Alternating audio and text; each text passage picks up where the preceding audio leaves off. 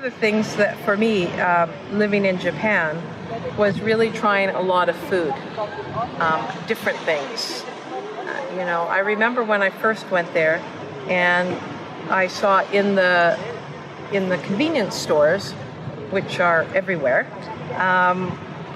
these little cold rice snacks. And I remember thinking, who would want to eat cold rice?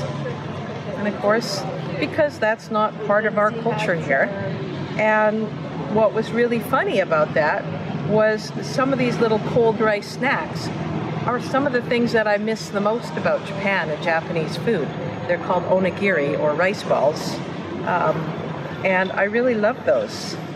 And of course, when you go out with students, because at my school, the students were pretty much all over 18, so the school encouraged us to go out with the students after class and go for drinks. And going to the izakaya with students, they would try to order the weird food for the teacher to eat. So one time when I went out, I tried crab brains, which are salty, by the way. And another thing I had was fried stingray or manta ray. And I asked my students, I said, do you eat this stuff? And they're like, no, my father eats it, or blah, blah, blah. But they wanted me to eat it because it was weird stuff.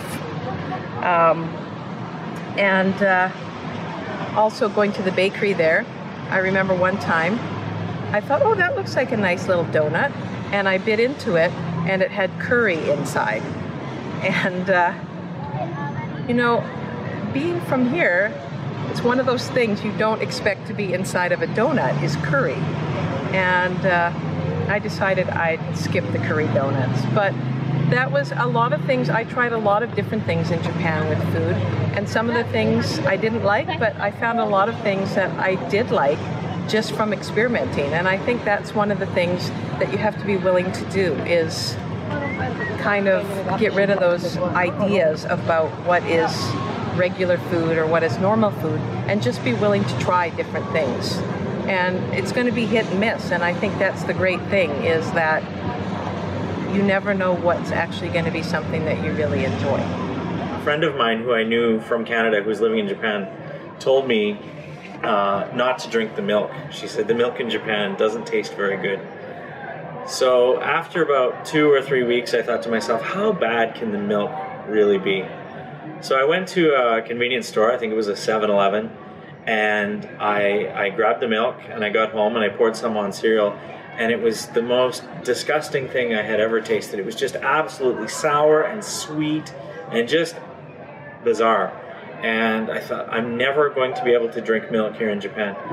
And then a few weeks later, I went to the convenience store and I wanted to try again, and I looked at the milk, and I looked underneath, it was labeled in English, buttermilk. And it wasn't even milk. And that was just one of those experiences where I went, I need to learn some Japanese here if I'm going to survive.